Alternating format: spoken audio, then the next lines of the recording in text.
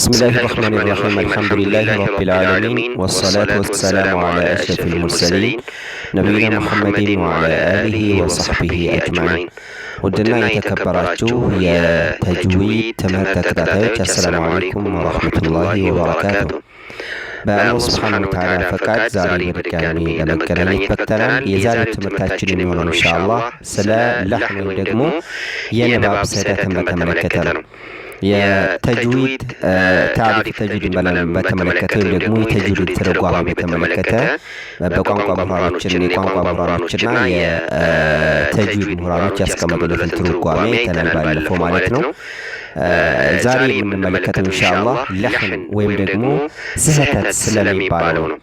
ለህን ማለት በቋንቋ ምሁራኖች ገለጻ ከትክክለኛ ነገር ማዘንበል ማለት ነው። ለህን የሚለው ወደ ተጅዊድ ምሁራኖች ስንመጣ ደግሞ ቁርአን ከትክክለኛው አነባበብ ማዘንበል ማለት ነው። ያኔ ትክክለኛ አነባበቡ እያለ በትክክል ባልሆነው አነባበብ ማንበብ ማለት ነው።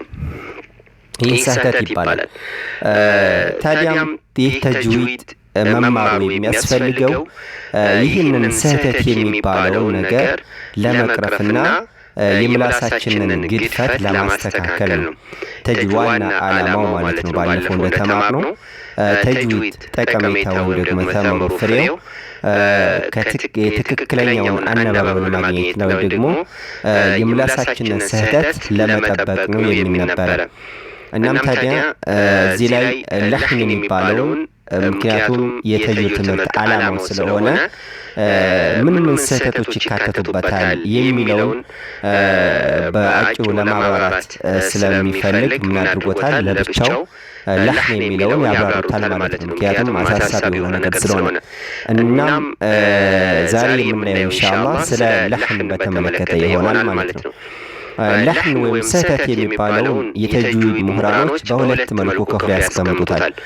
አንደኛው ክፍል አልለህኑል ጀሊ ወይም ገጽ ስህተት ማለት ሲሆን፣ ሁለተኛው የስህተት አይነት ደግሞ አልለህኑል ኸፊ ወይም ደግሞ ድብቅ ስህተት እንለዋለን። በሁለት ከፍሎ አስቀምጠውታል። እንደተመለከትነው ግልጽ ስህተት በማለትና ድብቅ ስህተት በማለት ማለት ነው። ግልጽ ስህተት የሚባለው የቱ ነው ማን ነው የሚለውን እንዲሁም ድብቅ ስህተትን እንመልከት። ግልጽ ስህተት ማለት ማንም ሰው ሊለይ የሚችለው የስህተት አይነት ማለት ነው። ቁርአን ማንበብ የሚችል ሁሉ ሊለይ የሚችለው የስህተት አይነት ምን ይባላል? ለህኑል ጀሊ ይባላል።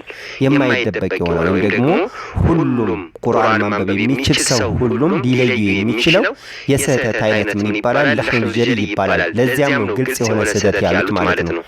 ለምን ግልጽ ስህተት ያሉት? የተጅዊድ ምሁራኖች ብቻ የሚገደቡበት ስራ አይደለ እና ቁርአንን በትክክል ማንበብ የሚችለው ሁሉ ይህንን ስህተት ሊለይ የሚችለው አህካሙን ባይማር እንኳ ማለት ነው። አህካሙን እንኳ ባይማር ሊለይ የሚችለው የስህተት አይነት ስለሆነ ምን አሉት? ለህኑል ጀሊ ያሉት። ይህ ለህኑል ጀሊ ምን ያካትታል ስለሚለው በብዙ የተጅዊድ ምሁራኖች የራሳቸውን የስህተት አይነት አስቀምጠውታል። ለህኑል ጀሊ የሚባለው ነገር ግን ይሄ ለምሳሌ ሐረካን በሐረካ መቀየር ይመስል፣ ፊደልን በፊደል መቀየር ይመስል፣ እነዚህ እንዲሁም ቃል በቃል መቀየር ይመስል እነዚህ ሁሉ ከለህኑል ጀሊ ተካተው እናገኛለን።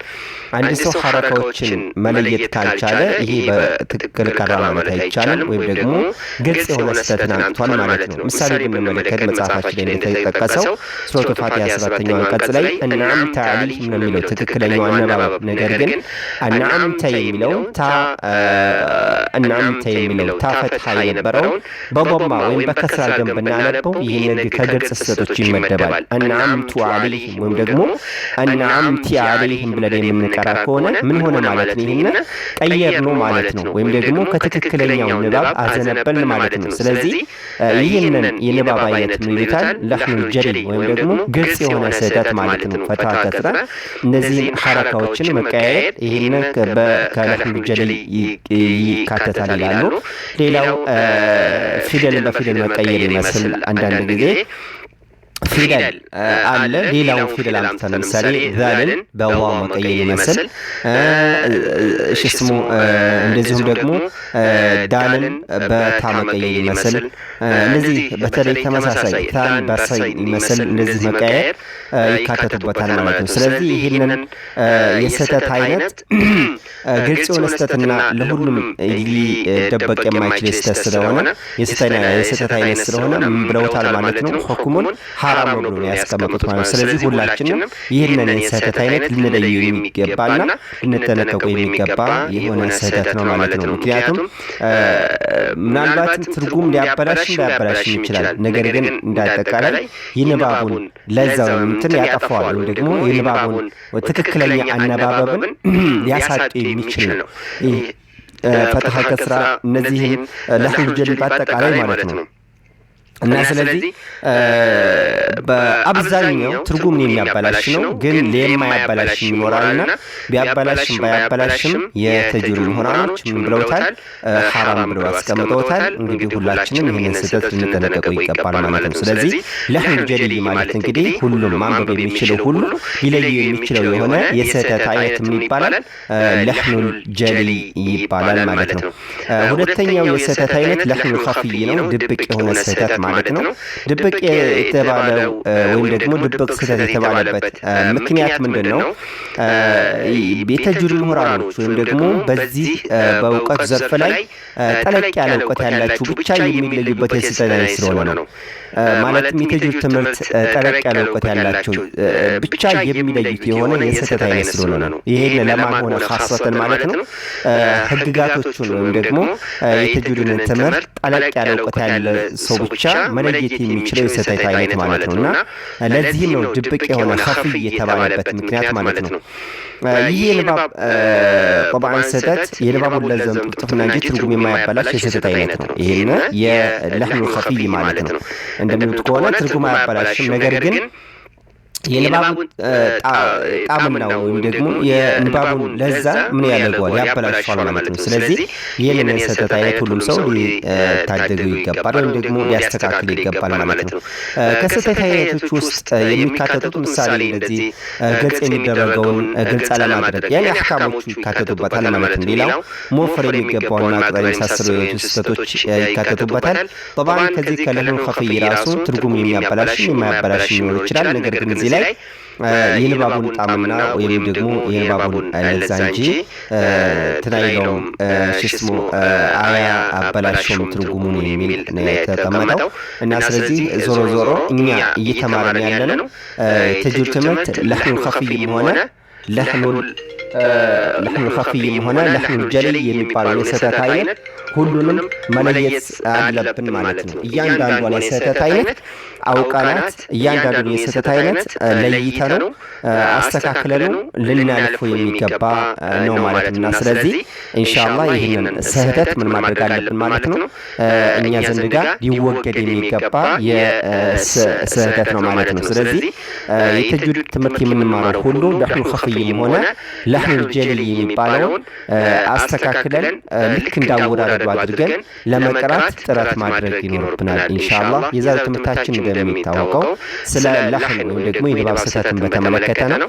የንባብ ስህተት እንግዲህ በሁለት ከፍለው አስቀምጦታል ብያለሁ። ለማስታወስ ያክል ለህኑል ጀሊና ለህኑል ኸፊይ ማለት ነው። ለህኑል ጀሊ ማለት ግልጽ የሆነ ስህተት ማለት ሲሆን በዚህ ግልጽ ስህተት ማለት ነው ማንበብ የሚችል ቁርአንን ማንበብ የሚችል ሁሉ ሊለየው የሚችለው የስህተት አይነት ማለት ነው።